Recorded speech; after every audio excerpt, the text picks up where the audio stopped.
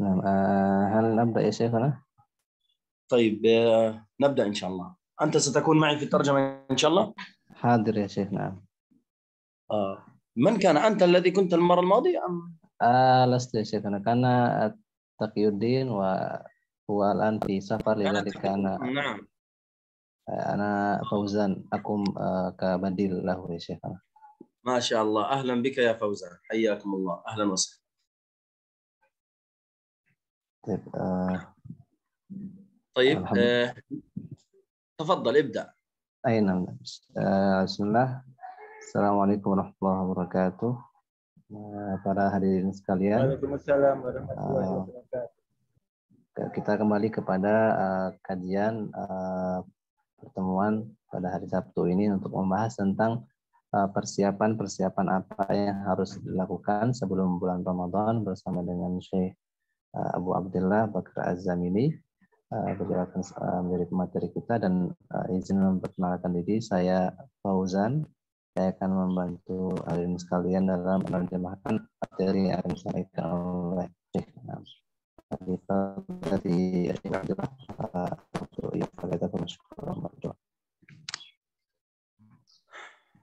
طيب نبدأ إن شاء الله. نبدأ يا شيخنا.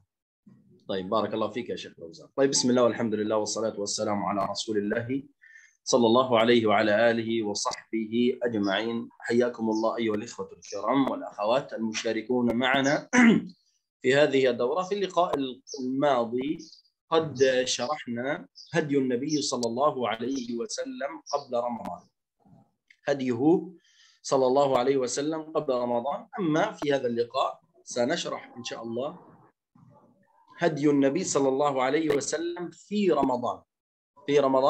لذلك ربما سنتوسع قليلا، ليس في الكلام الذي أرسلته لكم الموجود أمامنا، لكن سنتوسع إن شاء الله في بعض الأمور إن شاء الله. Untuk pertemuan yang lalu, Syekh telah menjelaskan tentang apa-apa saja yang harus kita siapkan sebelum bulan Ramadan. Dan untuk pertemuan pada hari ini, beliau akan menjelaskan apa-apa yang harus kita lakukan ketika kita sudah masuk mulai dalam bulan Ramadan. Amalan-amalan apa yang harus kita lakukan. Nah, tafadhal. نعم.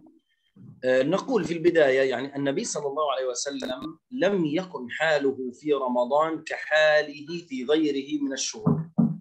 يعني كان حاله في الشهور له أحوال أخرى، أما في رمضان فقد كان له أمر خاص مع النبي صلى الله عليه وسلم. Kegiatan-kegiatan Nabi Shallallahu Alaihi Wasallam sebelum bulan Ramadan itu berbeda dengan kegiatan beliau pada saat bulan Ramadan, sehingga amalan-amalan yang dilakukan oleh Nabi Muhammad Shallallahu Alaihi Wasallam di luar bulan Ramadan itu berbeda dengan amalan-amalan yang beliau lakukan ketika bulan Ramadan sudah dimulai. فقد كان يعني برنامجه صلى الله عليه وسلم ممتلئا بالطاعات والعبادات والقربات إلى الله تبارك وتعالى. لماذا؟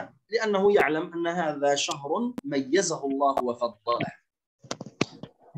Pada bulan ini, bulan Ramadan tersebut, Nabi Shallallahu Alaihi Wasallam memenuhi amalan-amalan, memenuhi bulan Ramadan dengan amal-amal soleh, dengan berbuat baik, karena beliau tahu bahwasannya bulan ini adalah bulan yang dikhususkan oleh Allah Subhanahu wa taala. نعم، فقد كان أشد هذه الأمة اجتهادا في العبادة والقيام والتقرب إلى الله تبارك وتعالى. نعم. Dan beliau adalah salah seorang nabi makhluk Allah yang paling besar usahanya, paling nampak usahanya, paling kuat qiyamul lailnya dan ibadah-ibadah lainnya daripada makhluk-makhluk Allah yang lain pada bulan Ramadan ini.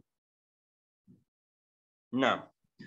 الآن سنذكر بعضا من هدي النبي صلى الله عليه وسلم في رمضان إن شاء الله تبارك وتعالى. يعني ماذا كان يفعل النبي صلى الله عليه وسلم في شهر رمضان المبارك. نعم. Sekarang kita akan sampaikan apa saja amalan-amalan Nabi Muhammad SAW pada bulan Ramadan. Petunjuk apa yang Nabi Muhammad SAW berikan kepada kita yang harus kita lakukan pada bulan Ramadan yang mubarak ini? نعم. أولا هدي النبي صلى الله عليه وسلم مع القرآن الكريم. ماذا يفعل النبي صلى الله عليه وسلم بالقرآن في شهر رمضان؟ كلنا نعلم أن شهر رمضان أنزل فيه القرآن. شهر رمضان أنزل فيه القرآن، وأنزل في ليلة القدر من اللوح المحفوظ إلى السماء الدنيا، ثم أنزل على النبي صلى الله عليه وسلم مفرقا خلال 23 سنة حسب الأحداث نعم. Yang pertama adalah hubungan beliau Shallallahu Alaihi Wasallam dengan Al-Quran, ya. Seperti kita ketahui bersama bahwasannya bulan Ramadan adalah bulannya Al-Quran, sebagaimana dijelaskan dalam Al-Quran, Syahrul Ramadan, bulan Ramadan adalah bulan diturunkannya Al-Quran. Atau dalam riwayat lain disebutkan bulan Ramadan itu adalah bulan di mana Al-Quran diturunkan dari langit diturunkan dari Lauhul Mahfuz kepada langit dunia. Lalu saat telah diturunkan pada bulan Ramadan di langit dunia, Allah turunkan sedikit demi sedikit selama 23 tahun kepada Nabi Muhammad SAW melalui wahyu-wahyunya. Nah, كان جبريل عليه السلام يدارس النبي صلى الله عليه وسلم القرآن في رمضان. وكان إذا لقيه جبريل أي النبي صلى الله عليه وسلم يكون أجود بالخير من الريح المرسلة وأجود ما يكون في رمضان. Nah. Dan pada bulan Ramadan Nabi Muhammad SAW memiliki majelis khusus dengan Jibril. Setiap hari Nabi Muhammad SAW pada bulan Ramadan duduk di hadapan Jibril untuk belajar Al-Quran. Nabi Muhammad SAW adalah orang yang paling baik hati, dan pada bulan Ramadan Rasulullah SAW lebih baik hati lagi dan lebih banyak lagi dalam membaca Al-Quran. نعم. ولماذا يكون أجود ما يكون النبي صلى الله عليه وسلم في رمضان في غيره من الشهور؟ فلأنه يعلم فضيلة قراءة القرآن في رمضان، يعلم فضيلة قراءة القرآن في رمضان، فيكثر النبي صلى الله عليه وسلم من الصدقة والإحسان وتلاوة القرآن والصلاة والذكر والاعتكاف، فكل شيء من الأمور التي تقرب العبد إلى الله تبارك وتعالى. Kenapa Nabi Muhammad SAW disebutkan ajwad? Nabi Muhammad disebutkan dalam riwayat adalah orang yang sangat baik. Baik apa maksudnya? Baik dalam ibadah, baik dalam bersedekah, baik dalam bertetangga, baik dalam hubungan dengan orang lain. Dan disebutkan bahwasannya Nabi Muhammad SAW lebih baik lagi ketika bulan Ramadan sudah masuk. Sehingga ketika bulan Ramadan sudah masuk, Rasulullah disebutkan ajwad, lebih baik daripada bulan-bulan yang lainnya. Kenapa begitu? Karena pada bulan Ramadan adalah amalan-amalan dilipat gandakan pahalanya, dilipat gandakan ganjarannya, maka sangat wajarlah bagi Nabi Muhammad untuk menjadi ajwad atau lebih baik daripada bulan-bulan sebelumnya. Nah, فأيضا الصحابة الكرام والسلف الصالح أخذوا عن النبي صلى الله عليه وسلم هذا الهدي وهو قراءة القرآن الكريم. يعني كان عبد الله بن مسعود رضي الله عنه قال يعني من قرأ في ليلة 50 آية لم يكتب من الغافلين. من قرأ في ليلة 50 آية لم يكتب من الغافلين، ومن قرأ 100 آية كتب من القانتين، ومن قرأ 300 آية في ليلة واحدة كتب له قنطار، والقنطار مثل جبل أحد من الحسنات. نعم. Diriwayatkan dari Ibnu Mas'ud bahwasannya Nabi Muhammad SAW bersabda bahwasannya barang siapa yang membaca setiap malam dalam bulan Ramadan 50 ayat, maka dia dijauhkan dari sifat ghafil atau lalai, dijauhkan dari sifat lalai. Lalu yang kedua, barang siapa membaca setiap malamnya 100 ayat, maka dia akan dicatat sebagai orang-orang yang taat beribadah. Lalu yang ketiga, beliau berkata bahwasanya barang siapa yang membaca 300 ayat dalam setiap malamnya, maka baginya 1 kintor. Ya, 1 kintor itu setara dengan 1 gunung Uhud. Itulah pahala bagi yang membaca 300 ayat dalam setiap malamnya. نعم. وكان أيضا يا كرام الإمام الزهري رحمه الله تعالى وهو أحد رواة الحديث يقول إذا دخل رمضان ماذا يقول؟ قال إنما هو شهر تلاوة القرآن وشهر القرآن وإطعام الطعام. شهر تلاوة القرآن وإطعام الطعام، فهذا يدل على الصدقة وعلى قراءة القرآن الكريم. نعم. Dan Imam Az-Zuhri mengatakan bahwasanya ketika masuk bulan Ramadan disebutkan bahwasanya bulan Ramadan adalah syahrul tilawatil Quran atau bulannya tilawah Al-Quran, bulannya membaca Al-Quran. Dan juga bulan Ramadan adalah syahrul it'am at-ta'am atau bulannya memberi makan kepada orang yang butuh makan. Jadi bulan Ramadan itu keutamaannya ada dua. Pertama adalah membaca Al-Quran, yang kedua adalah memberi makan. Nah, أيضا أما هديه في العبادات، هديه في القرآن انتهينا منه. الآن هدي النبي صلى الله عليه وسلم في العبادات في رمضان كان يعني يخص رمضان في غيره من الشهور في العبادات، حتى أنه ربما يواصل الصيام يومين أو ثلاثة ليتفرغ بالعبادة، حتى قال الصحابة يا رسول الله إنك تواصل، يعني يأتي بيومين أو ثلاثة وهو لا يأكل. فقال النبي صلى الله عليه وسلم إني لست كهيئتكم إني يطعمني ربي ويسقين، إني يطعمني ربي ويسقين. لذلك لماذا؟ لأنه حتى يتفرغ أكثر للعبادة وللطاعة. Yang kedua, tadi kita sudah selesai dari petunjuk beliau yang berhubungan dengan Al-Quran. Sekarang kita masuk ke petunjuk beliau yang berhubungan dengan ibadah. Jadi pada bulan Ramadan ini Rasulullah SAW memperbanyak ibadah, ya. Dan diriwayatkan dalam salah satu riwayat bahwasanya Nabi Muhammad SAW pernah dalam saat puasa Ramadan beliau berpuasa 2 sampai 3 hari tanpa berbuka, ya. Tapi setelah beliau ditanya, ya Rasulullah, kenapa engkau berpuasa 2 sampai 3 hari tanpa berbuka? Beliau berkata, ini adalah kekhususan bagiku, yaitu kekhususan bagi Nabi Muhammad. Nabi Muhammad berkata, yaskini Rabbi, aman Rabbi wa yaskini, bahwasanya Allah Subhanahu wa taala memberiku makan dan memberiku minum sehingga aku bisa fokus untuk ibadah. Tentu saja maksudnya bukan supaya kita mengikuti 2-3 hari tidak berbuka puasa, tetapi maksudnya adalah bahwasanya kita mengikuti, ya. الصوت عندك يا فائز، الصوت عندك يتقطع قليلا، يوجد فيه خلل هكذا ربما.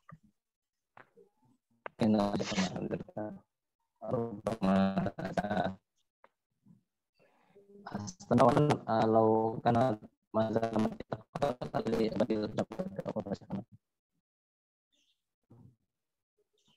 نعم يا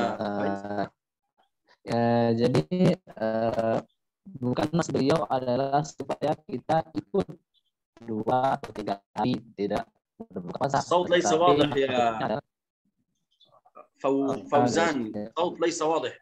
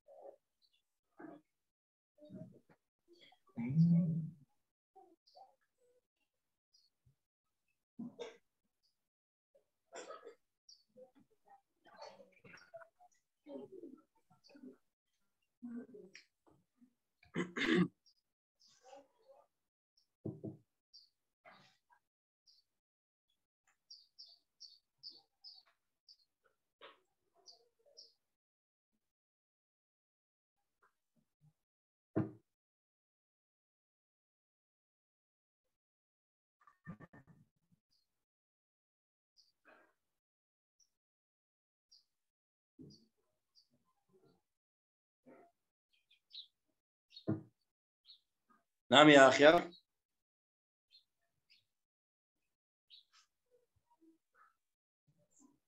Bismillah, ma'adziratan ya Syekh, ana ghayyartu syabakah al-sawt Allah.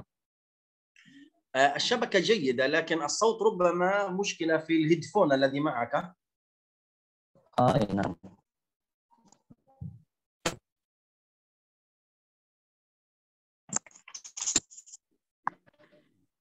طيب يا شيخنا سأستمر قليلا لو كانت مثلا لعلي نزل صوت أو يشوش.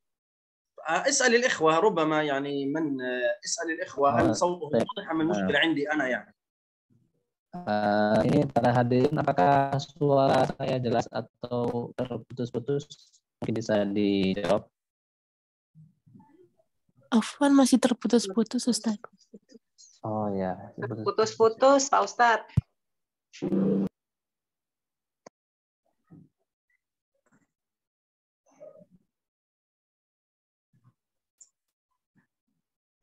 Ini saya coba tanpa headset, mungkin kalau masih terputus-putus boleh dikabarkan, boleh dicek langsung.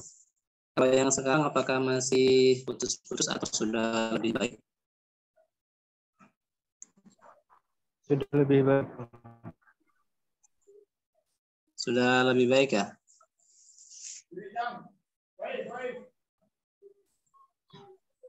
كيف خلاص نستمر أم ماذا؟ الآن هل الصوت أوضح يا شيخ دون نعم. الآن واضح ما شاء الله جزاك الله خيرا. لأن السماعة شيخ السماعة ليس جيد. أنا أعرف أنه من السماعة فيها المشكلة. نعم. Jadi kita lanjutkan. Kalau misalkan terputus lagi boleh dicek. Bahwasannya tadi kita sampaikan bahwasannya pada bulan Ramadan Nabi Muhammad SAW terkadang berpuasa 2 atau 3 hari tanpa berbuka puasa. Kenapa beliau melakukan hal tersebut? Supaya beliau lebih fokus untuk beribadah. Tapi ketika ditanya oleh para sahabat, ya Rasulullah, kenapa berpuasa 2 sampai 3 hari tapi tidak berbuka puasa? Kata beliau, inna ma'at'amani rabbi wasaqani, sesungguhnya Allah memberiku makan dan memberiku minum sehingga saya bisa fokus untuk beribadah, sedangkan kalian jangan menirukan hal tersebut.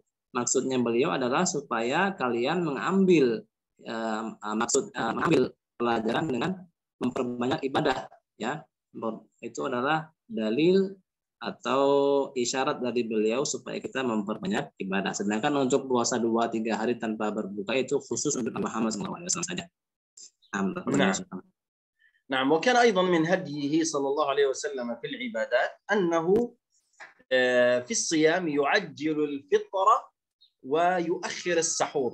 يعجل الفطر يعني عند الإفطار يأكل بسرعة، أما عند السحور فإنه يؤخره وأمر أمته بذلك. نعم. Sedangkan untuk yang ketiga adalah petunjuk beliau ketika berbuka dan ketika sahur, ya, sahur dan berbuka. Beliau selalu ya mengakhirkan sahur dan mendahulukan berbuka. Jadi ketika waktu berbuka sudah datang, beliau tidak mengakhirkan waktu berbuka, beliau segera untuk berbuka puasa. Sedangkan untuk waktu sahur, beliau mengakhirkan waktu sahur sehingga tidak berbuka sahur di tengah malam, tetapi mengakhirkan waktu sahur sehingga mendekati waktu fajar. نعم. فهذا يعني من حديث من رواية الإمام البخاري، يعني من رواية الإمام زيد عن ثابت رضي الله عنه قال تسحرنا مع النبي صلى الله عليه وسلم ثم قام إلى الصلاة، والمقصود هنا بصلاة الفجر، فقلت كم كان بين الأذان والسحور؟ قال قدر 50 آية. قدر 50 آية يعني حوالي 10 دقائق أو ربع ساعة بين الأذان وبين السحور. Lalu pada berhubungan dengan poin tersebut, ada hadis dari Zaid bin Thabit berkata bahwasannya kita pernah sahur bersama dengan Rasulullah SAW, dan setelah sahur itu kita melaksanakan sholat subuh. Lalu beliau ditanya, kira-kira berapa jarak waktu di antara selesai sahur dengan Nabi dan mulai sholat berjamaah? Maka beliau berkata, kira-kira sekitar bacaan 50 ayat ya 50 ayat Al-Qur'an. Itu berapa lama 50 ayat Al-Qur'an itu? Sekitar 10 sampai 15 menit. Nah. وفي حديث آخر أيضا من رواية أنس بن مالك رضي الله عنه قال النبي صلى الله عليه وسلم تسحروا فإن في السحور بركة. تسحروا فإن في السحور بركة. وكان يعجل الفطر يعني بعد المغرب مباشرة. وكان يفطر على رطب فإن لم يجد فعلى تمر فإن لم يجد فعلى لبن أو ماء وغير ذلك. نعم. Ya, lalu di hadis yang lain disebutkan sahharu fa inna fis sahuri barokah. Sahurlah kalian karena terdapat barokah di dalam sahur tersebut, ya. Sedangkan untuk petunjuk beliau saat berbuka kita lihat dari kebiasaan beliau, ya. Hadis bisa dilihat dari kebiasaan beliau, tidak harus dari kata-kata. Kebiasaan beliau ketika berbuka puasa beliau selalu mendahulukan dan mempercepat. Ketika sudah azan beliau langsung berbuka puasa. Lalu apa yang beliau makan saat berbuka puasa? Ya, beliau biasanya memakan rutob. Rutob itu adalah kurma yang hampir setengah matang. Ya, atau kalau tidak ada rutob, beliau makan tamar, kurma. Atau misalkan tidak ada kurma, beliau minum susu. Atau kalaupun tidak ada tamar ataupun rutob ataupun susu, beliau cukup dengan meminum air putih saja. Nah. طيب انتظر قليلا. نعم. أيضا هناك قال ابن عبد البر وهو من علماء الفقه المالكي من علماء المالكية قال أن أحاديث تعجيل الإفطار وتأخير السحور كلها صحيحة متواترة. كلها صحيحة متواترة. لذلك من السنة أنك إذا أفطرت عند قوم يعني عند أناس قاموا فدعوك للإفطار عندهم بعد أن تنتهي تدعو لهم. وهذا من هدي النبي صلى الله عليه وسلم فكان يقول أفطر عندكم الصائمون وأكل طعامكم الأبرار ونزلت عليكم الملائكة. نعم. Ya. Dari Ibnu Abdul Bar diriwayatkan beliau adalah salah seorang dari ulama Malikiyah, ulama dari mazhab Imam Maliki. Beliau mengatakan bahwasannya hadis-hadis yang membahas tentang mengakhirkan sahur dan hadis-hadis yang membahas tentang mendahulukan waktu buka puasa adalah hadis-hadis yang sahih dan mutawatir, ya. Jadi sanadnya tersambung kepada Nabi dengan sanad yang sahih, sehingga kita harus mengikuti petunjuk beliau dalam mengakhirkan sahur dan mendahulukan berbuka puasa. Dan juga ketika misalkan kita sedang dalam perjalanan, lalu kita ditawari, ya, sudah waktu azan berbuka puasa, kita ditawari oleh orang untuk berbuka puasa, maka Nabi Shallallahu Alaihi Wasallam menganjurkan kita untuk turun, duduk, dan ikut berbuka puasa dengan orang-orang yang menawarkan kita untuk berbuka puasa. Lalu jangan lupa untuk kita doakan mereka dengan doa-doa yang baik. Nah. الآن ننتقل إلى هدي النبي صلى الله عليه وسلم في قيام رمضان وهي صلاة التراويح. وهي من السنن والطاعات التي أكد عليها النبي صلى الله عليه وسلم. Ya, sekarang kita masuk kepada poin yang berikutnya, yaitu petunjuk Nabi Muhammad Shallallahu Alaihi Wasallam pada salat tarawih, ya, salat tarawih atau qiyamul lail yang dikerjakan pada bulan Ramadan. Dan Nabi Muhammad Shallallahu Alaihi Wasallam sangat menganjurkan kita, yang menekankan kita untuk melakukan sholat tarawih ini. Nah, وهناك حديث من رواية الإمام البخاري ومسلم من حديث أبو هريرة رضي الله عنه قال النبي صلى الله عليه وسلم من قام رمضان إيمانا واحتسابا غفر له ما تقدم من ذنبه. من قام رمضان إيمانا واحتسابا غفر له ما تقدم من ذنبه. Nah. Dan juga terdapat hadis dari Abu Hurairah yang jelas kita sudah sangat sering mendengarnya, berbunyi man qama ramadhana. Barang siapa yang sholat tarawih atau qiyamul lail pada bulan Ramadan imanan, dengan iman, wahtisaban, dan mengharapkan pahala, ghufira lahu ma taqaddama min dzambi, maka akan diampuni seluruh dosanya yang telah lalu. Nah, فصلاة التراويح يا كرام في جماعة هي سنة مؤكدة عن النبي صلى الله عليه وسلم. كان النبي صلى الله عليه وسلم يصليها ثم أمر الصحابة أن يصلوها لوحدهم حتى لا تكون فرضا عليهم، إلى أن جاء في زمن عمر بن الخطاب رضي الله عنه فجمع الناس جماعة في صلاة التراويح قيام الليل بعد صلاة العشاء في شهر رمضان. Dan tarawih ini adalah hukumnya, hukum salat tarawih berjamaah di masjid adalah sunnatun muakkadah, sunnah yang ditekankan ya. Sunnah muakkadah itu seperti salat jamaah atau laki-laki, atau salat tarawih ini juga sunnah muakkadah, sunnah yang ditekankan. Nabi Muhammad SAW pernah melakukan salat tarawih berjamaah di masjid ya. Tapi setelah itu beliau berhenti dan meminta para sahabat untuk salat sendiri-sendiri. Kenapa? Ya, ditakutkan Nabi Muhammad takut apabila salat tarawih ini selalu dilakukan berjamaah, takut akan menjadi hal yang wajib. Sehingga Nabi Muhammad memerintahkan para sahabat salat sendiri-sendiri. Tapi zaman Khalifah Umar, ya, zaman Khalifah Umar, beliau kembali menghidupkan sunnah salat tarawih ini, sehingga beliau Khalifah Umar kembali mengumpulkan jamaah untuk sholat tarawih berjamaah di masjid, sehingga sholat tarawih ini termasuk ya ibadah yang disyariatkan.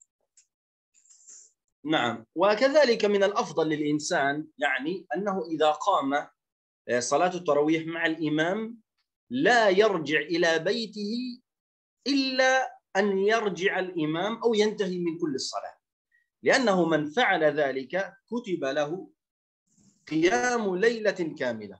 يعني من صلى ثم رجع حتى يرجع الإمام في صلاة التراويح يعني لم يقطع صلاته، فمن فعل ذلك قال النبي صلى الله عليه وسلم كتب لك قنوت ليلتك، كما قال النبي صلى الله عليه وسلم لأبي ذر رضي الله عنه. Dan salah satu ya petunjuk beliau dalam sholat tarawih ini adalah apabila kita sudah memulai untuk sholat tarawih di masjid berjamaah dengan imam, ya jangan sampai kita pulang ke rumah sebelum imam pulang ke rumah. Kalau kita pulang duluan sebelum imam menyelesaikan sholat, maka disunahkan atau disyariatkan kepada kita ketika sudah mulai sholat tarawih, maka kita mengikuti sampai akhir. Ya, kenapa begitu? Kenapa demikian? Karena Nabi Muhammad SAW pernah menyampaikan kepada Abi Dzar, ya, barang siapa yang mengikuti imam sholat tarawih dari awal sampai akhir, maka akan dicatat pahalanya sebagaimana dia sholat satu malam penuh, sebagaimana dia sholat qiyamul lail satu malam penuh. Maka jangan sampai ya bagi kita ikut sholat tarawih hanya awalnya saja, tetapi kita harus ikut dari awal sampai imam selesai melaksanakan sholat tarawih. نعم تفضل. نعم حياكم الله. فلذلك معلوم يا كرام أن يعني قيام الليل فضل عظيم وعبادة عظيمة يعني لا تعادلها أي عبادة. فإياكم يا كرام أن تسمعوا لكلام الجهال الذين يقولون لا يوجد قيام تراويح، لا يوجد صلاة، لا غير ذلك من هذه الأمور. لا، فقيام الليل من أعظم القربات عند الله تبارك وتعالى. للحديث الذي ذكرناه آنفا من قام رمضان إيمانا واحتسابا غفر له ما تقدم من ذنبه. نعم.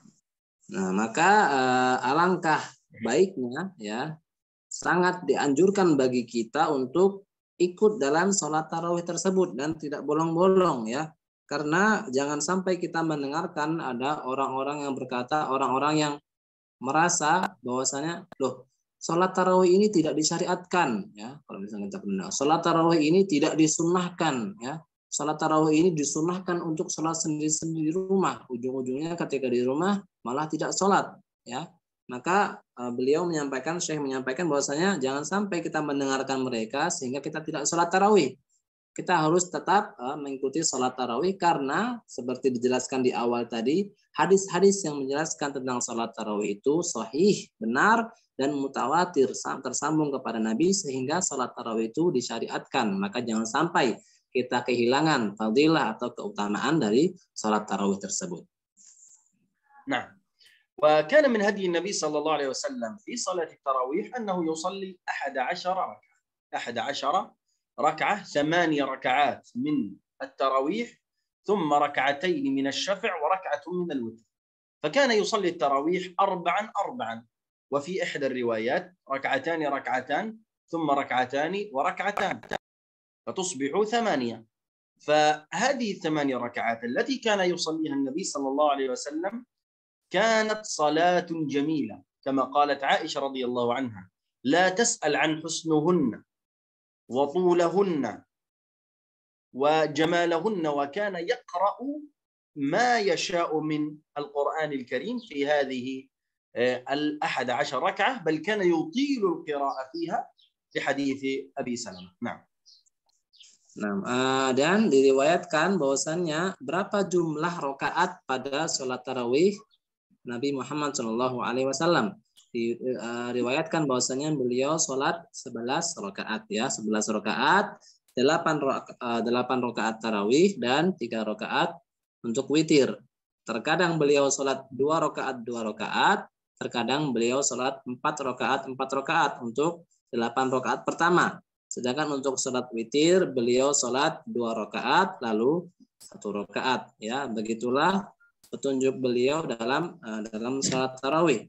Lalu bagaimana sifat sholat tarawih Nabi Muhammad SAW? Aisyah radhiyallahu anha menjelaskan, jangan kalian tanya tentang betapa baiknya, betapa indahnya sholat tarawih yang dilakukan oleh Nabi Muhammad SAW. Jangan kalian tanya seberapa panjang, karena sholat beliau sangatlah panjang. Beliau membaca surat yang beliau mau. Ya, beliau sholat sangat panjang dalam 11 rakaat. Jangan dikira 11 rakaat menjadi pendek, tapi 11 rakaat tersebut sangatlah panjang, sangatlah indah, dan sangatlah khusyuk dan tumanina. نعم. الآن ننتقل إلى هدي النبي صلى الله عليه وسلم في العشر الأواخر من رمضان. في العشر الأواخر من رمضان يكون الاعتكاف وتكون ليلة القدر. تكون الاعتكاف ويكون ليلة القدر. ففي الحديث عن عائشة رضي الله عنها قالت: إذا كان النبي صلى الله عليه وسلم إذا دخل العشر، يعني العشر الأواخر من رمضان، شد مئزره وأحيا ليله وأيقظ أهله. معنى شد مئزره يعني رفع ثوبه جيدا وربطه حتى يستطيع أن يقوم العشر الأواخر. نعم. Ya, lalu yang berikutnya, poin berikutnya adalah petunjuk Nabi Muhammad SAW ketika kita sudah memasuki 10 hari terakhir, 10 hari terakhir Ramadan yang di dalamnya terdapat syariat i'tikaf dan juga terdapat malam Lailatul Qadar. Diriwayatkan daripada Aisyah radhiyallahu anha bahwasannya ketika sudah masuk 10 hari terakhir, maka Nabi Muhammad SAW syadda mi'zarahu atau memperkencang tali sarungnya. Maksudnya beliau memperbanyak ibadahnya, ya. Wa aiqadha ahlahu, dan membangunkan istrinya untuk beribadah juga seperti beliau.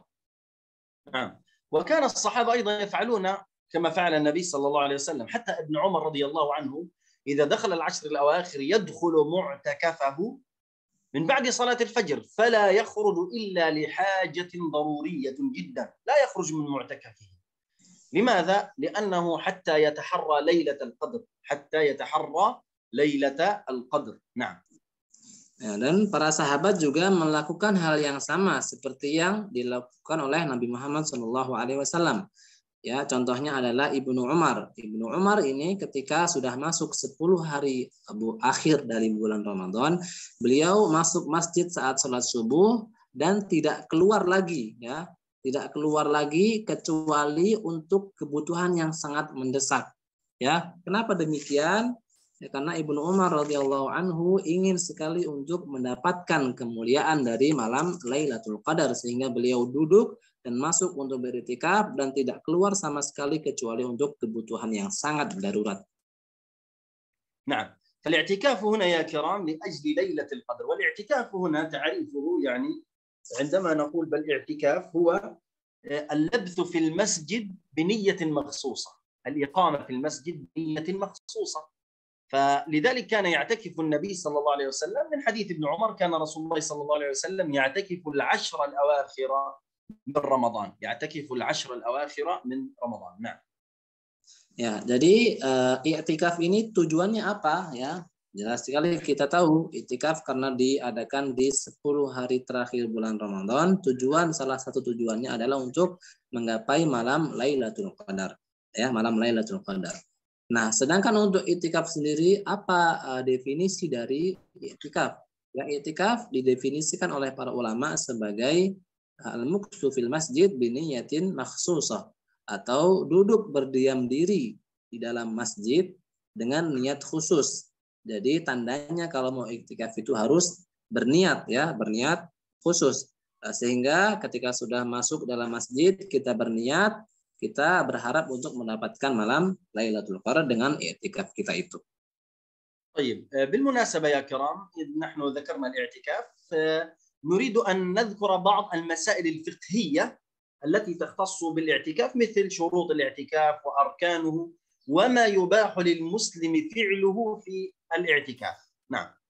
Ya, karena kita sedang membahas iktikaf, ini sedikit kita akan bahas tentang hukum-hukum fikih yang berhubungan dengan iktikaf, tentang syarat-syarat iktikaf, apa saja yang membatalkan iktikaf, ya, dan apa saja yang harus dilakukan dalam beriktikaf. Beliau akan menjelaskannya. Nah. نعم.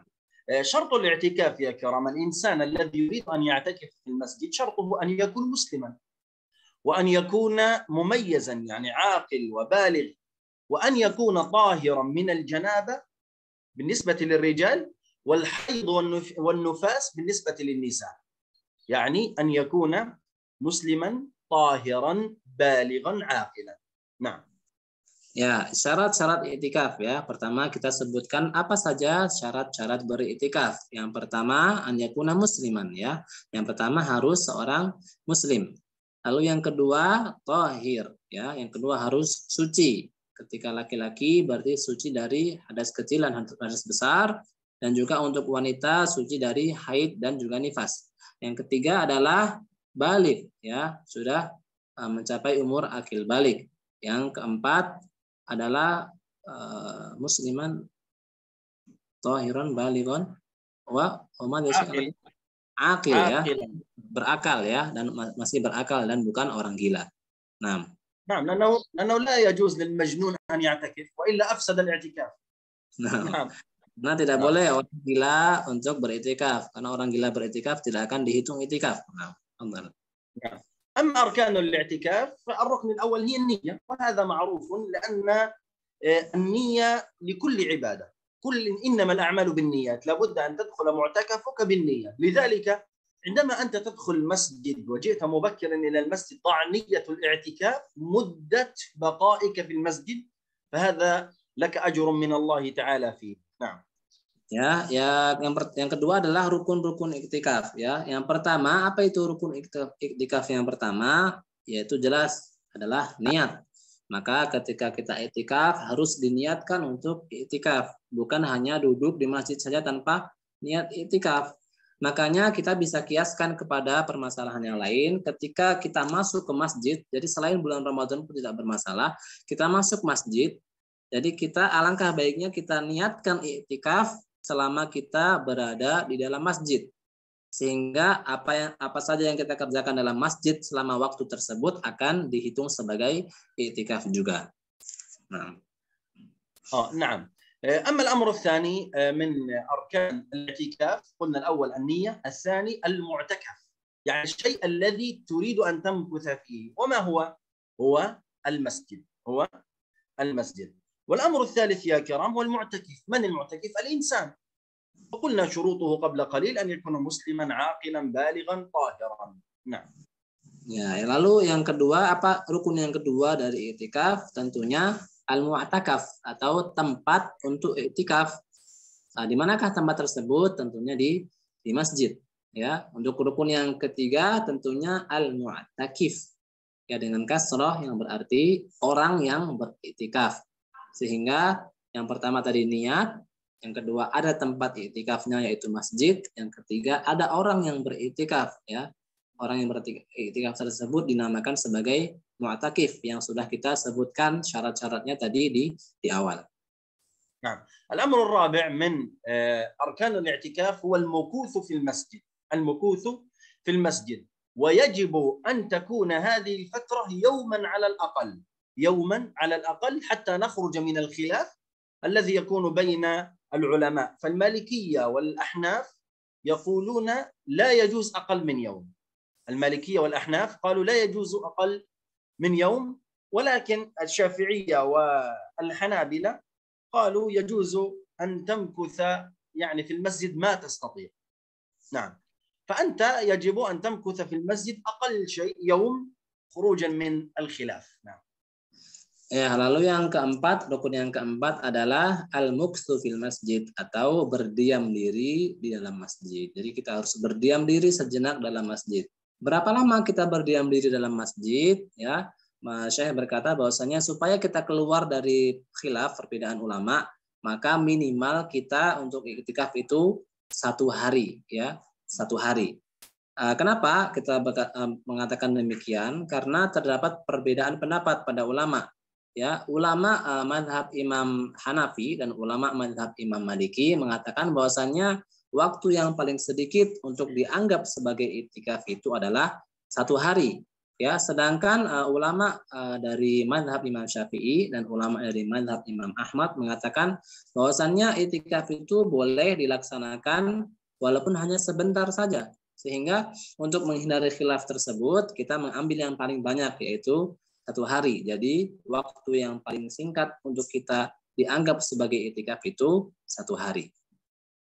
Nah, amma ma yustahabbu laka fi'luhu fil i'tikaf huwa الصلوات النافلة والذكر والدعاء وقراءة القرآن وكل شيء يقربك إلى الله تبارك وتعالى، وأيضا أن تجتنب عن الرفث والفسوق والكلام الكذب وغير ذلك. فإن شاء سبك أحد فقل إني صائم هكذا، وإلا كما قال النبي صلى الله عليه وسلم ربما أحدكم ليس له من صيامه إلا الجوع والعطش، يعني لن يكتب لك أجر. Ya, lalu apa saja ya sunnah-sunnah yang disunnahkan ketika kita sedang beriktikaf? Ya, yang pertama tentunya adalah memperbanyak dari sholat nafilah, ya, sholat-sholat sunnah, lalu memperbanyak membaca Al-Quran, yang memperbanyak berzikir, ya. Lalu apa amalan apa yang dilarang untuk dilakukan pada saat kita beriktikaf? Ya, salah satunya adalah ar-rafath, ya, berkata kata-kata yang kotor, kata-kata yang buruk, atau berbohong, berbuat perbuatan yang mungkar. Ya, jangan sampai kita melakukan itu. Dan apabila ada seseorang yang memancing kita untuk marah, untuk mengatakan kata-kata yang tidak baik, maka kita berkata, ini shaim, sesungguhnya saya sedang berpuasa, ya. Sehingga pahala puasa kita tidak disebutkan seperti dalam hadis, ada orang yang berpuasa tapi hanya mendapatkan lapar dan dahaga saja, karena pahala-pahalanya tidak dihitung oleh Allah Subhanahu wa taala karena perbuatan buruk yang dia lakukan. Nah, ربما يسأل سائل يعني يقول ما يباح لي عند الاعتكاف؟ يعني أنا الآن معتكف في المسجد، ما هو الشيء المباح لي فعله وأنا معتكف؟ ما هو الشيء المباح يعني يجوز لي أن أفعله وأنا أمكث في المسجد؟ نعم. Mungkin akan ada pertanyaan dari hadirin sekalian, apa saja amalan-amalan yang dibolehkan untuk saya lakukan ketika saya beriktikaf? Ya, tadi kita sudah sebutkan amalan yang disunahkan dan amalan yang dilarang. Nah, maka sekarang kita sebutkan apa amalan yang dibolehkan untuk dilakukan ketika saya sedang beriktikaf.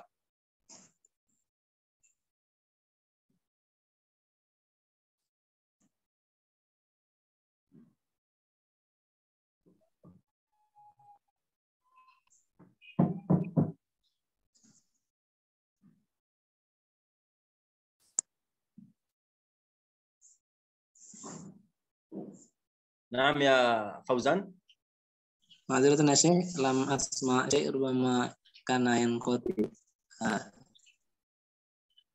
نواصل يا شيخنا. طيب نواصل.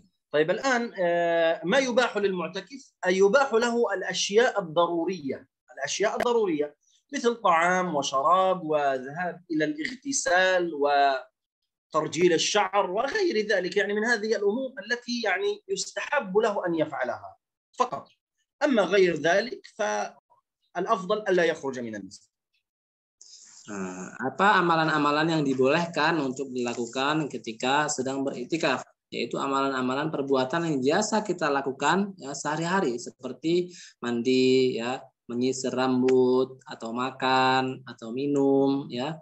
Itu adalah kegiatan kita sehari-hari ya.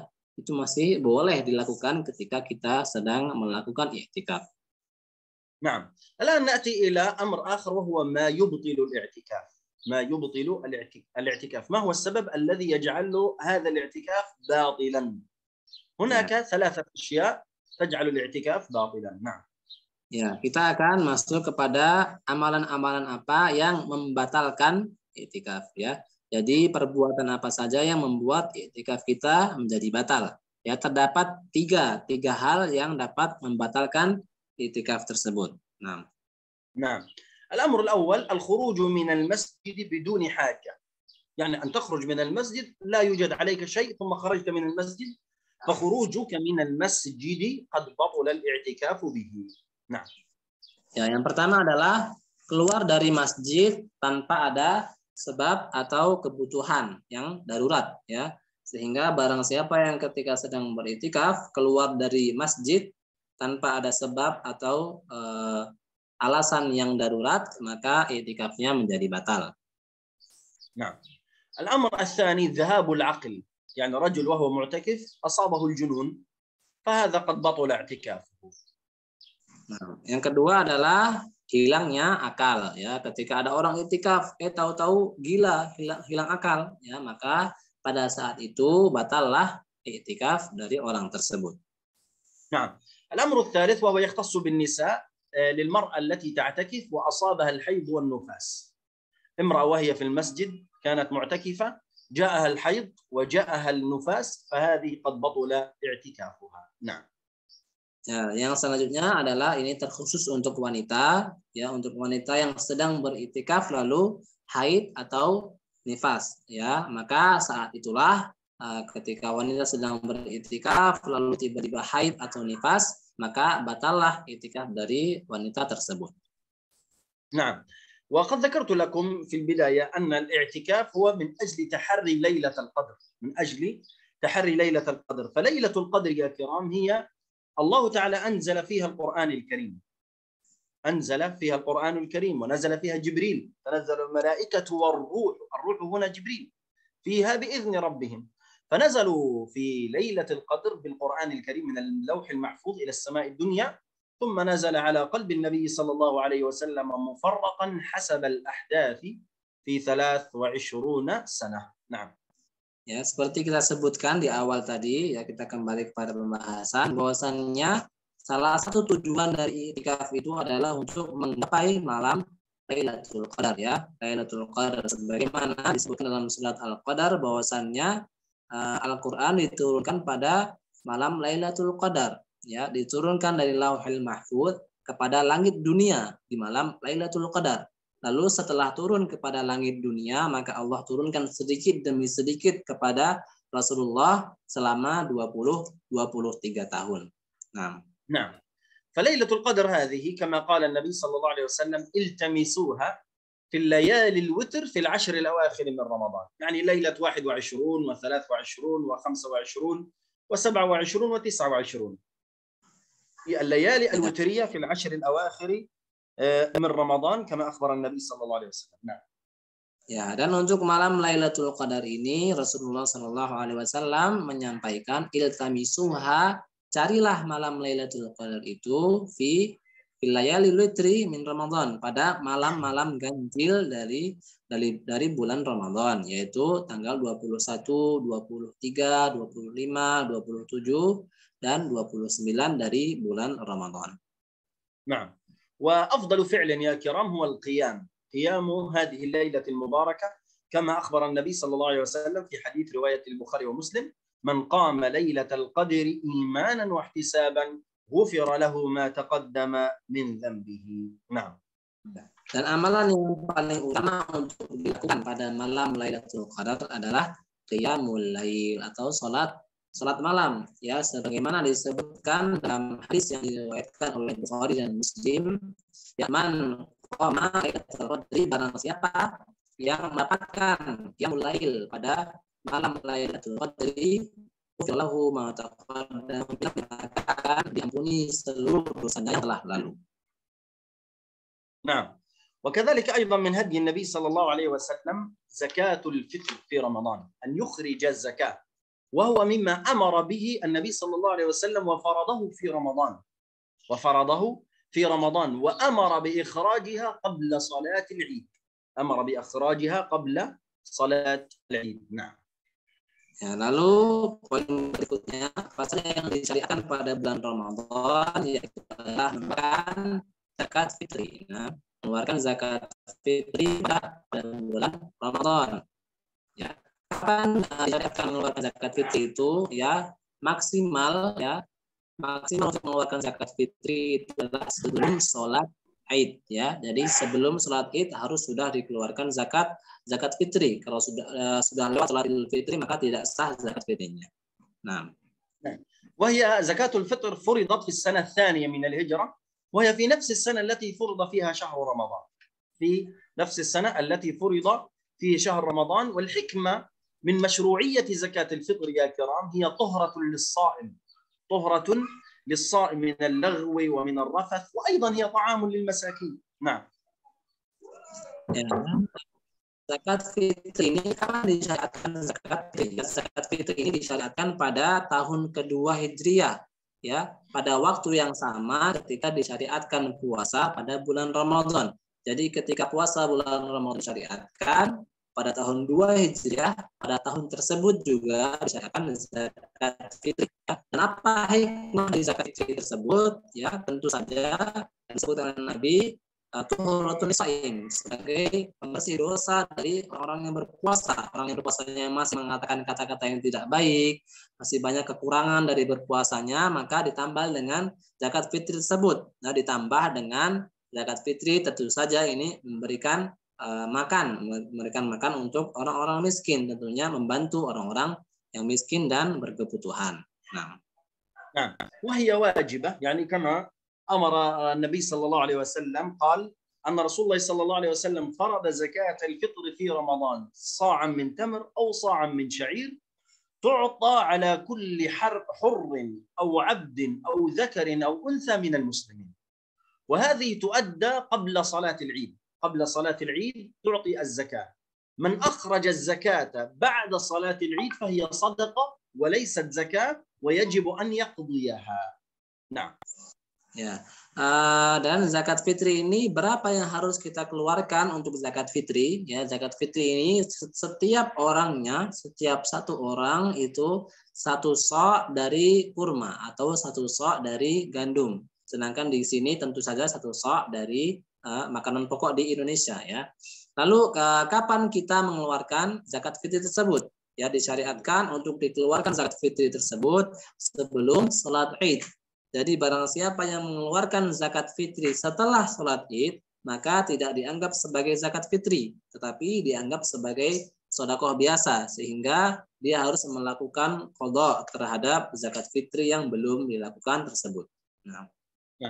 ويجوز إخراج الزكاة مثل الطحين أو مثل الشعير أو غير ذلك.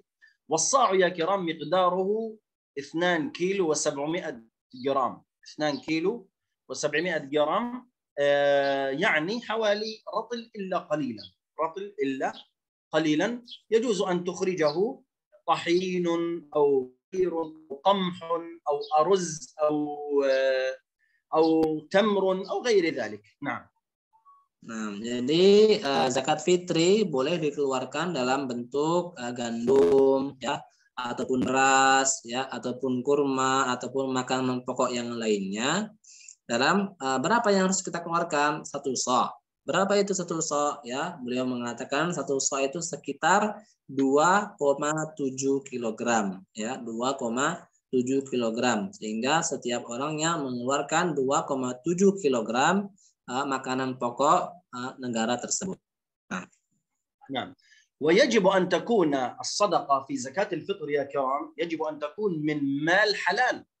يعني لا ينفع أن أسرق مالا ثم أذهب به إلى الزكاة، هذا لا يجوز. فالله تعالى طيب لا يقبل إلا طيبا. نعم.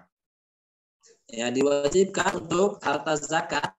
Jadi untuk zakat fitri ini wajib dikeluarkan dari harta yang halal. Tidak boleh kita keluarkan zakat fitri dari harta yang haram. Jadi tidak boleh kita mencuri lalu menggunakan uang curian itu untuk zakat fitri, karena Allah Subhanahu wa taala thayyibun, baik, la yaqbalu illa thayyiban, tidak menerima kecuali hanya yang baik-baik saja. نعم. وكذلك أيضا لا تبطل زكاتك بالمن والأذى. يعني تعطي فقيرا تجد نعم أنا أعطيت فلان، أنا أعطيت فلان، أنا أعطيت فلان، يعني تفضح الرجل، تخبر خبره في كل القرية أنك أعطيت فلانا. هذا لا يجوز. الله تعالى قال يا أيها الذين آمنوا لا تبطلوا صدقاتكم بالمن والأذى. نعم. Ya, dan jangan sampai kita membuat sedekah kita atau zakat kita menjadi batal dengan kita cerita-cerita kepada orang lain. Kita pamerkan kepada orang lain, ya. Maka ketika sedekah kita lakukan, lalu kita ceritakan, kita sebar-sebarkan, saya sudah memberi kepada fulan, saya sudah memberi ke sana ke sini, ya. Maka dikhawatirkan sedekah itu atau zakat itu menjadi batal, sebagaimana disebutkan dalam surat Al-Baqarah, la tubtilu shadaqatikum bil manni wal adza. Jangan kalian membatalkan sedekah kalian, zakat kalian dengan al-manni wal adza. Al-manni wal adza itu adalah pamer atau menceritakan apa-apa yang telah kita berikan kepada orang lain, ya. Maka jangan sampai dilakukan hal tersebut. Nah. طيب الآن ننتقل إلى هدي النبي صلى الله عليه وسلم في شهر رمضان وهو الجهاد. كان هديه الجهاد صلى الله عليه وسلم، فكل غزواته كانت معظمها في شهر رمضان، وأفضلها هي غزوة بدر وفتح مكة، حتى سمي رمضان بشهر الجهاد. Ya, lalu lain yang disyariatkan pada bulan Ramadan adalah berjihad, ya, berjihad. Sebagaimana disebutkan oleh salah satu perang-perang, kebanyakan perang-perang yang dilakukan oleh Nabi Muhammad SAW itu terjadi pada bulan Ramadan. Dan dua perang yang paling terkenal terjadi di bulan Ramadan adalah perang Badar dan juga perang Fathu Makkah, perang ketika membebaskan kota Makkah. Sehingga disebutkan pula dalam suatu riwayat bahwasannya bulan Ramadan adalah bulan untuk berjihad. Nah. وكان صلى الله عليه وسلم يعني يصوم في سفره هذا تارة ويفطر تارة أخرى، يعني أوقات يصوم وأوقات يفطر ويخير أصحابه، لكن لكم الخيار، لكن يأمرهم بالفطر إذا لقوا العدو، يعني التقى الصفان يأمرهم بالفطر. لماذا؟ حتى يكون قويا على لقاء العدو والقتال، حتى لقاء العدو والقتال. من حديث أبو الدرداء رضي الله عنه قال لقد رأيتنا رسول الله صلى الله عليه وسلم في بعض أسفاره في يوم شديد الحر في رمضان، يعني الرجل يضع رأسه أو يده على رأسه من شدة الحر، فلم يكن أحد صائم إلا النبي صلى الله عليه وسلم وأبو رواحة عبد الله بن رواحة. نعم. فكان لهم الخيار. نعم. Ya, jadi pada bulan Ramadan ini, pada saat berjihad, terkadang Rasulullah SAW itu tidak berpuasa, tapi terkadang juga beliau berpuasa, sehingga beberapa sahabat itu kebingungan apakah ketika saat kita berjihad ini kita berpuasa atau tidak. Diriwayatkan dalam Abu Darda, pada riwayat Abu Darda bahwasanya beliau berkata, suatu hari ketika kita sedang perang, ya, sedang berperang pada bulan Ramadan, dan pada saat itu matahari sangat panas sekali sehingga orang-orang harus menutupi kepalanya dengan tangan. Pada saat itu semuanya tidak ada yang berpuasa kecuali hanya dua orang, ya, yaitu Nabi Muhammad SAW dan salah seorang sahabatnya.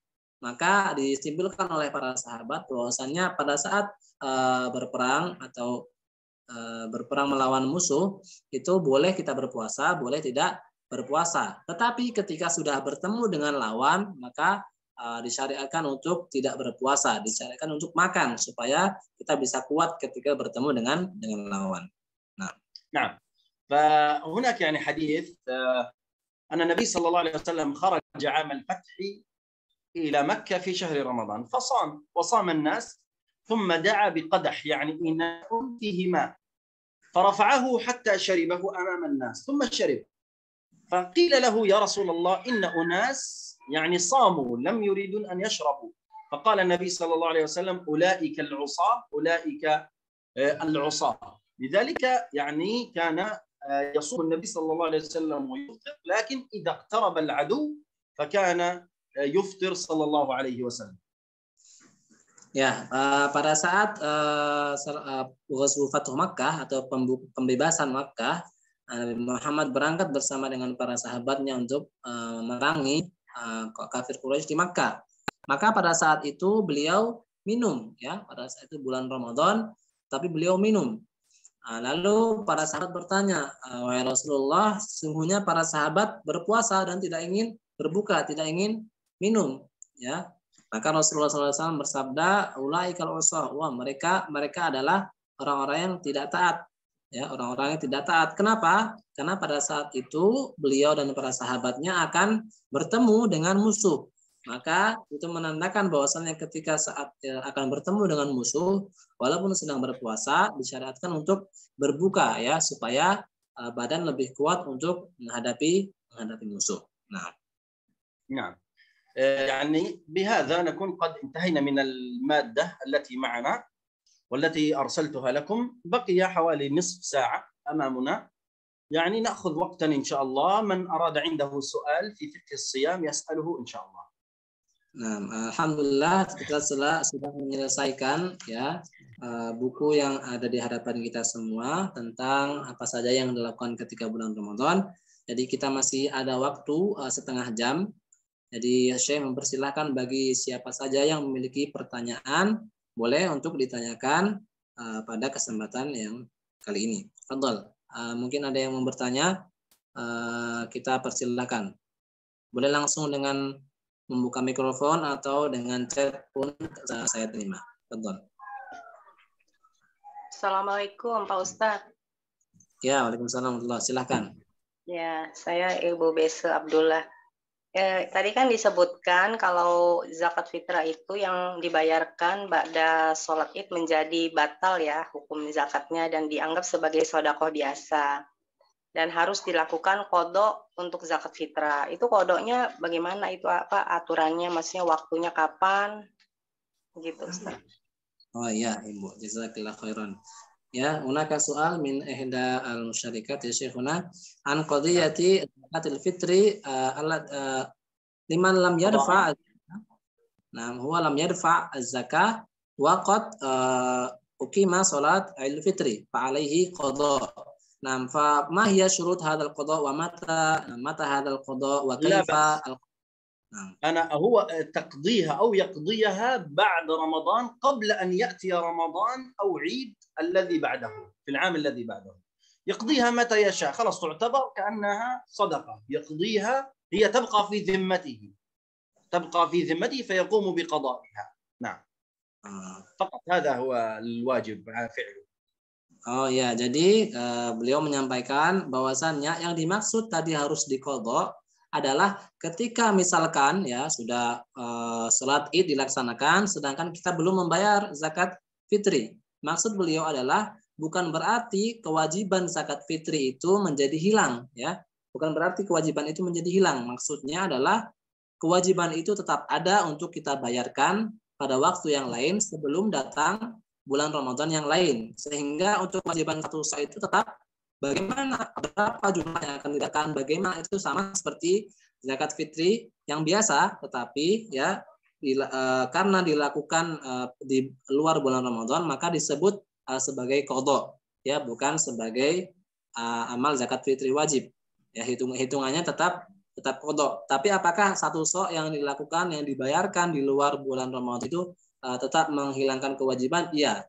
Ya, tapi tetap wajib untuk dibayarkan sebagaimana kita meninggalkan satu hari puasa, itu tetap harus diganti masuk bulan Ramadan yang tahun berikutnya. Ya, begitu ya, Ibu, apakah dipahami? Ya, na'am, syukran, jazakallah khair, Pak Ustadz. Barakallah. Ya, silakan, ada yang lain boleh.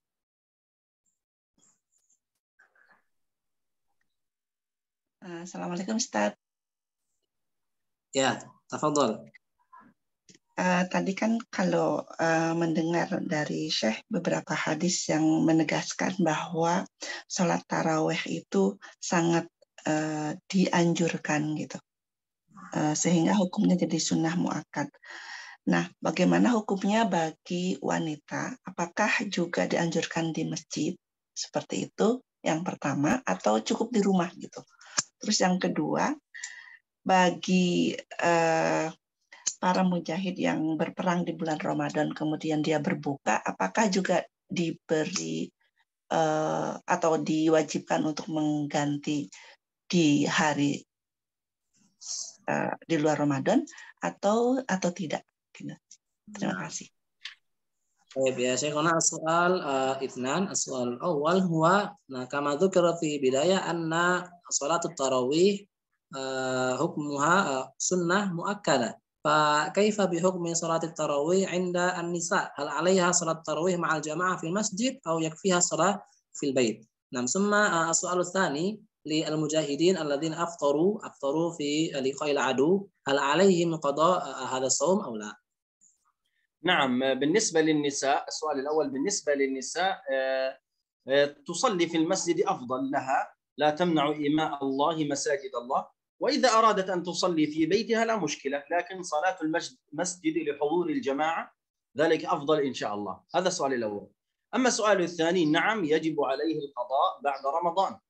المجاهد الذي يفطر في رمضان يجب عليه القضاء في رمضان، فإن قتل واستشهد صام عنه وليه. Nah. Baik, untuk soal yang pertama tadi, bagaimana tentang wanita yang ingin sholat tarawih? Apakah disyariatkan, disunnahkan untuk sholat berjamaah di masjid atau cukup sholat di rumah saja? Maka beliau mengatakan bahwasannya disyariatkan juga untuk perempuan untuk sholat tarawih di masjid berjamaah. Ya, ketika tidak ada fitnah yang berbahaya bagi wanita tersebut atau bagi orang lain. Sehingga beliau mengatakan la tamna'u ima Allah masajidallah, jangan engkau larang para wanita, hamba-hamba Allah yang wanita ini dari masjid Allah. Jadi barang siapa wanita ingin sholat di masjid maka itu lebih baik bagi kata beliau, dan apabila ingin sholat di rumah pun tidak menjadi masalah. Lalu untuk persoalan yang kedua, bagi mujahidin yang berbuka puasa ketika bertemu dengan musuh, apakah disyariatkan untuk mengganti puasa tersebut atau tidak? Maka beliau menjawab, ya, tetap wajib untuk mengganti hari tersebut di hari yang lain untuk berpuasa.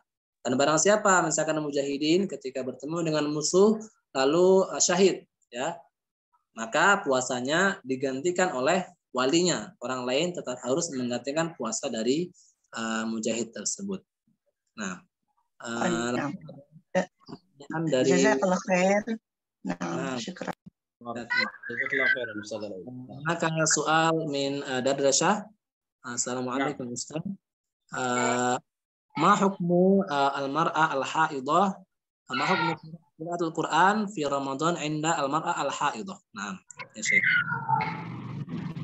هي لا تصوم لكنها تقضي. الحائض لا تصوم لكنها تقضي وتقرأ القرآن بدون أن تلمس المصحف. Ya, bagaimana dengan perempuan hukum membaca Al-Quran ketika bulan Ramadan?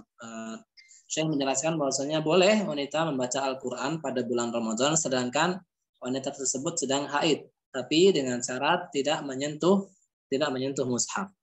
Nah, soal tadi, assalamualaikum ya Syekh, kaifa hukmu هذا هناك مروحة، هذا المروحة له نوع من الماء فيه. نعم، إذا يخرج الهواء مع الماء قليلا. نعم. ما حكم يعني تنفس بهذا الهواء الذي يختلط بالماء في هذه المروحة؟ لا بأس به، فهذا يعني مما ماذا نقول عنه له لفظ في الشريعة، هذا مما يتكلف بأمره مثل الغبار والريق وغير ذلك، فهذا يعني لا تستطيع أن تمنعه، وهذا ما نجده في مراوح الحرم المكي والمدني وغير ذلك، فهذا موجود فلا بأس به إن شاء الله تعالى. Nah, jawaban beliau terhadap pertanyaan tadi yang bagaimana kita menghirup udara kipas yang mengeluarkan uap air ketika sedang berpuasa. Beliau mengatakan bahwasanya tidak menjadi masalah ya, karena kipas-kipas tersebut sekarang juga digunakan pada Masjidil Haram dan memang tujuannya untuk memberikan hawa yang lebih sejuk sehingga kita terhirup oleh hidung, tidak menjadi masalah. Tapi jangan sampai kita melakukannya dengan sengaja niatan untuk membatalkan puasa, jangan. Maka itu akan menjadi batal ya. Maka yang dibolehkan adalah ketika kita menghirup biasa ya. Kipas tersebut ada airnya, nggak masalah kita hirup karena ini termasuk hal-hal yang tidak bisa kita hindari ya, tidak bisa kita hindari. Nah, summa soal tali min Faqih. Assalamualaikum ya Syekhona. Kaifa bil i'tikaf fi ashr awakhir li al-mar'ah indal umrah. Hal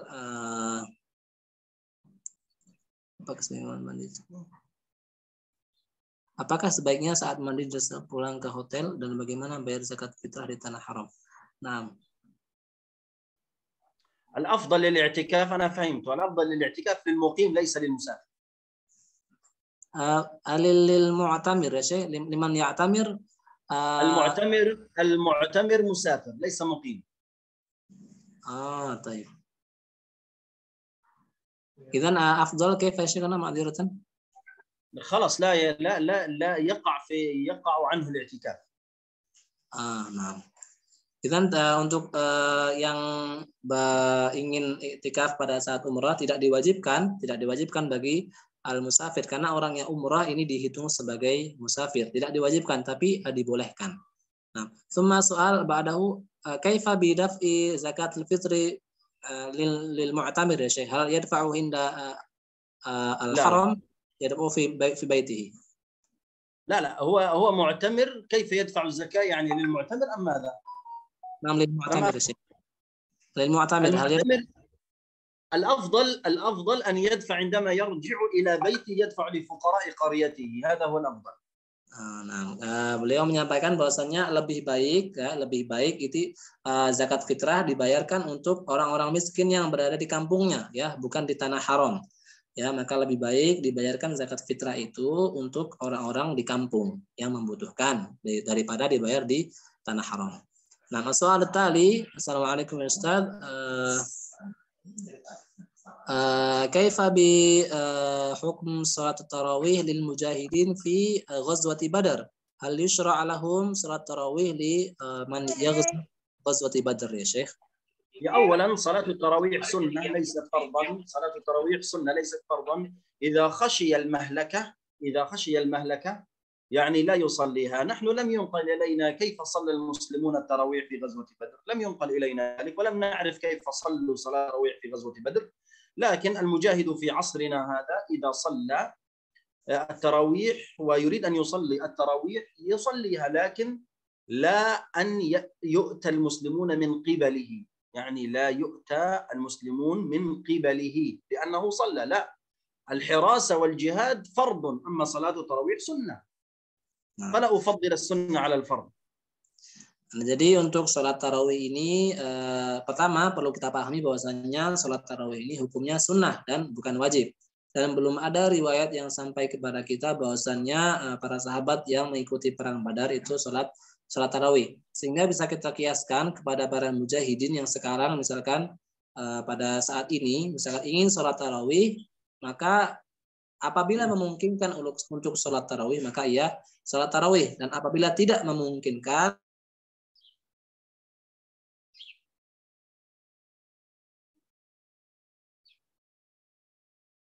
akan datang. Padahal hukum untuk menjaga perbatasan ketika berjihad itu wajib, sedangkan sholat tarawih itu sunnah. Jangan sampai kita mendahulukan yang sunnah sehingga kita lalai kepada kewajiban kita dalam berjihad. Maka kita mengutamakan yang wajib. Nah, as-soalu tadi, assalamualaikum ya Ustaz. Ma hukmu daf'u az-zakah li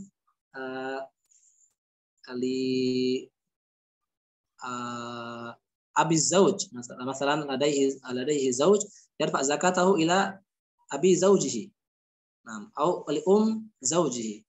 Nah, la laisa ila syakhs akhar wa innama ila abi zawjiha aw li zawjihi. Kaifa hadha ya Syekhana? نعم هذا لا حرج في ذلك لا حرج لا بأس يدفع لهم. Nah, jadi bagaimana hukumnya kalau kita طبعا بشرط إذا كانوا محتاجين. Nah, jadi bagaimana hukumnya kalau kita memberikan zakat kepada mertua sendiri, boleh atau tidak? Maka saya menjawab boleh saja kita memberikan zakat kepada mertua sendiri dengan syarat memang mertua kita ini termasuk ke dalam golongan yang berhak mendapatkan zakat dan butuh diberikan zakat. Jangan sampai kita memberikan mertua padahal mertua tidak butuh zakat tersebut. Nah, summa soal tali, bagaimana Ustaz bagi wanita yang belum sempat mengganti? Soal tali ya Syekhuna, kaifa bil mar'ah allati lam yajid waqt, fatah waqt li qada shaum syahr shaum Ramadan li sana al-madiyah li'annaha hamil wa yani murdi'. Nah, li'annaha hamil wa murdi'. Hal laha daf'ul fidyah? La yumkin laha an yaqdi as-shaum li sanah madiyah. طيب إذا وضعت الحمل وجاء العام الماضي ولم تقضي بالصوم يعني ولدت خلاص ولم تقضي الصوم وجاء العام الماضي ثم دخل رمضان وهي لم تقضي رمضان الفائت عليها القضاء مع الفدية. القضاء مع الفدية سواء. معذرة يا شيخنا كيف لم انتظر.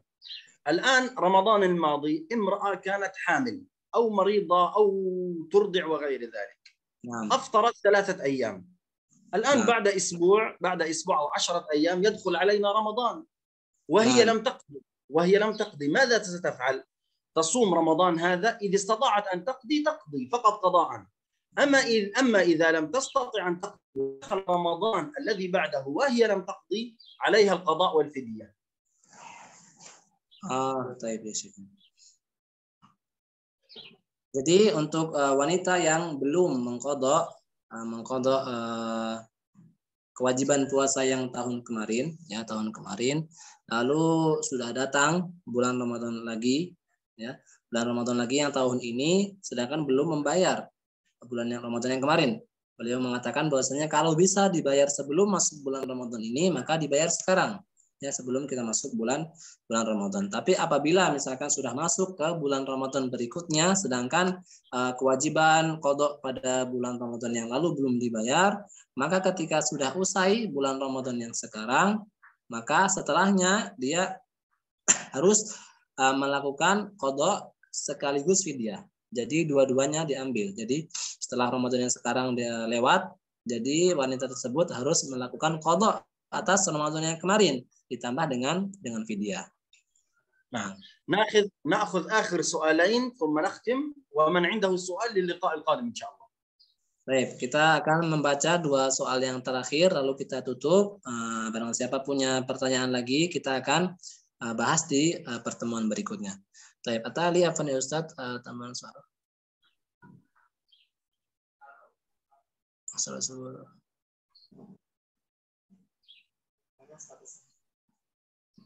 طيب السؤال الأول هنا شخصان الأول له سؤالان. السؤال الأول ما هي الأعمال التي تشرع للحائض في ليلة القدر؟ نعم الأول. ثم الثاني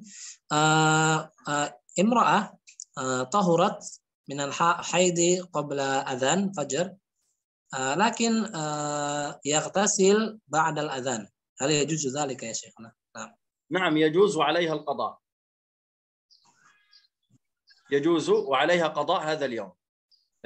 على هذا الأمر الجواب السؤال الثاني. أما جواب السؤال الأول أعيده مرة أخرى. السؤال الأول لا أعمال التي تشرع لي نعم. الأعمال هي فقط قراءة القرآن والذكر والتسبيح بدون لمس المصحف أو الصلاة.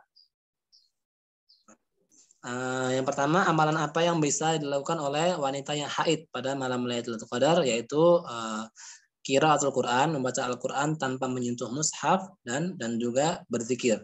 Ya. Lalu yang kedua, untuk wanita yang tadi haid dan sudah bersih sebelum azan, tetapi sholatnya atau mandi wajibnya setelah azan, maka dia boleh melakukan itu, tetapi puasa itu tidak dianggap.